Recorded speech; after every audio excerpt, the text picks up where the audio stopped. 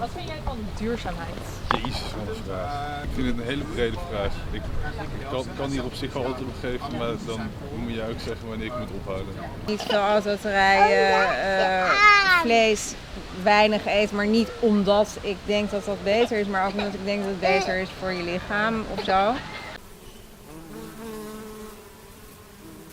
Er zijn biofoben op de wereld.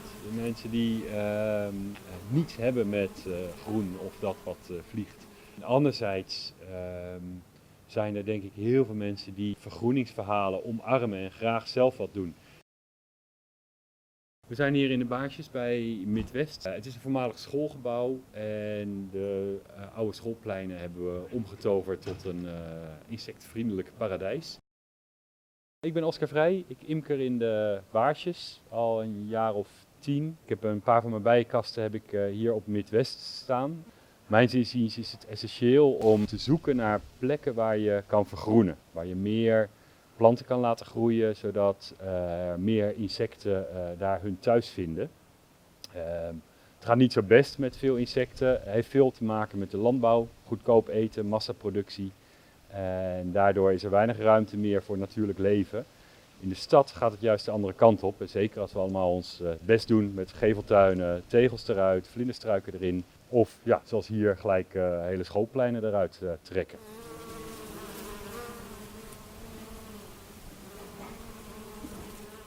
Bij het imkeren drijft mij gewoon een natuurambacht, zoals een ander moestuiniert. Iets doen, zien groeien, iets oogsten.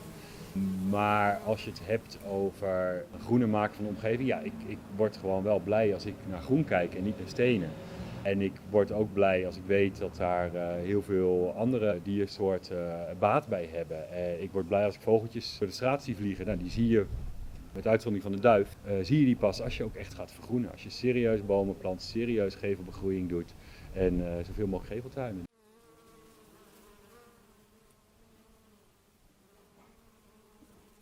Over gevelbegroeiing, daar gaan meestal de pandeigenaren of de bewoners over. Durf het, doe het. Houd houtwerk vrij, maar laat het klimmen, laat het groeien. 10 geveltuinen is misschien wel rijker dan gewoon 10 vierkante meter tuin. En sommige maatregelen trek ik wel eens een wenkbrauw bij op. Hè. De voorgetimmerde bijenhotels, dan denk ik, ach, maar het kan geen kwaad, laten we het zo zeggen. Mensen uiten daar een bepaalde betrokkenheid mee. Dus het is meer een ritueel, een bijenhotel ophangen, dan dat het nou echt het verschil gaat maken. Het verschil is vierkante meters groen. Stem niet op partijen die in zee gaan met bedrijven die scheid hebben aan de omgeving en aan de toekomst van de mensheid.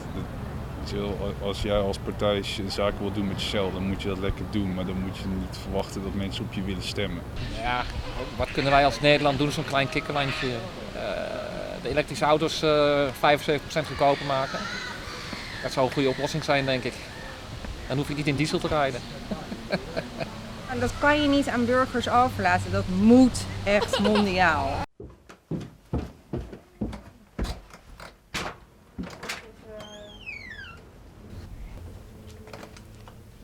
Hoe kom je in jezelf terecht? Dat is nog een hele kunst. Ik drink elke ochtend koffie uit koffiecupjes. Het espresso-apparaat kreeg ik voor mijn verjaardag. Hij is zwart en glimmend. Meestal eet ik maaltijdsalades. De losse onderdelen zet ik in elkaar als een IKEA-kast. Het plastic afval gooi ik in een oranje container. De gemeente doet ook iets.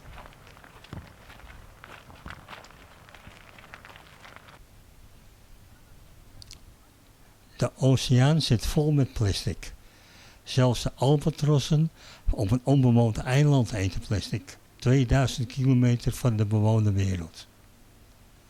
Hoe komt dat plastic daar? Ik probeer het afval te scheiden, maar een groot deel daarvan is niet traceerbaar door sensoren. In 1976 ben ik gestopt met vlees eten. Maar dat is een druppel op de gloeiende plaat. Een erg gloeiende plaat. 's Ochtends lees ik de krant op de computer. In de tram kijkt iedereen op zijn mobiel.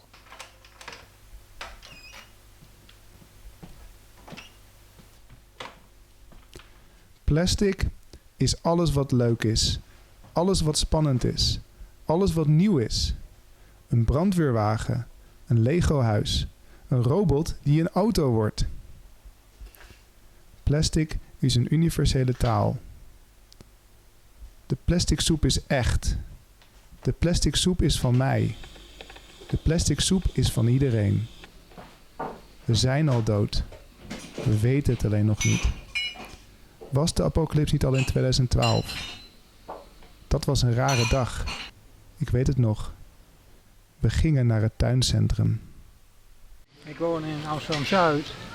Ik heb heel veel last van vliegtuigen. En dan hoor ik zeggen, er kunnen er nog 50.000 bij dit jaar. Er zijn een hele hoop dingen die ik angstwekkend of zorgwekkend vind. Delen van Spanje die gewoon woestijn worden. Delen van Zuidoost-Azië die onder water komen te staan.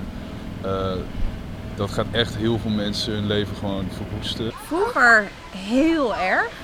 En omdat ik me er toen waarschijnlijk gewoon te lang heel erg druk over heb gemaakt, denk ik nu, het zal wel op de een of andere manier goed komen, linksom of rechtsom.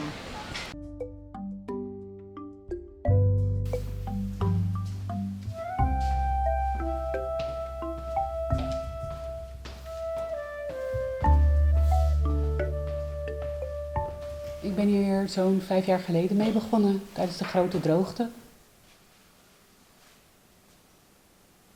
Ja, toen dacht ik van nou, daar moet ik iets mee. En toen ben ik er meteen mee gaan experimenteren.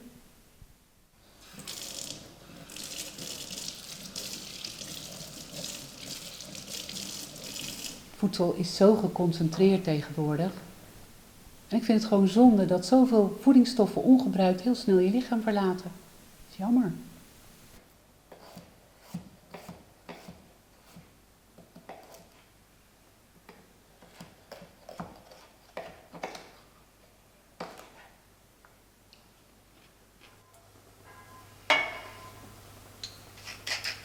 Ja, het was in het begin wel even wennen hoor. Maar ja, het is nu zo gewoon.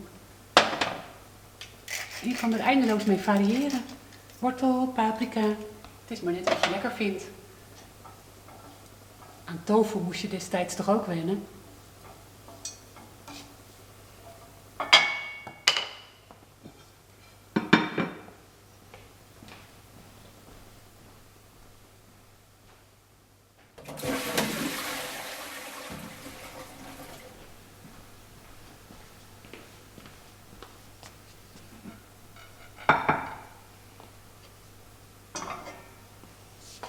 Ja, het is wel een ontdekking hoor.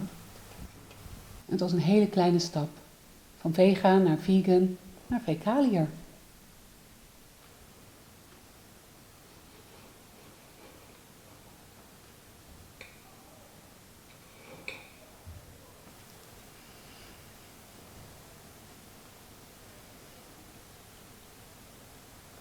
Ik ben heel blij dat ik tegenwoordig een bijna mini footprint heb.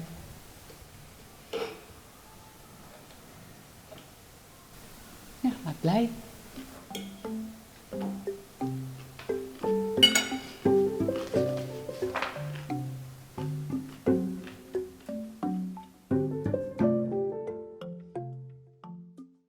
Ik denk dat het te laat is. Zeg maar dat als je echt de catastrofale dingen zou willen stoppen of tegenhouden of wat willen voorkomen, dan had je al 30 jaar geleden moeten doen. Geen idee, andere democratische systemen, ik weet het niet. Maar daar gaat de toekomst in zitten, niet in iets anders. En natuurlijk minder mensen, maar ja.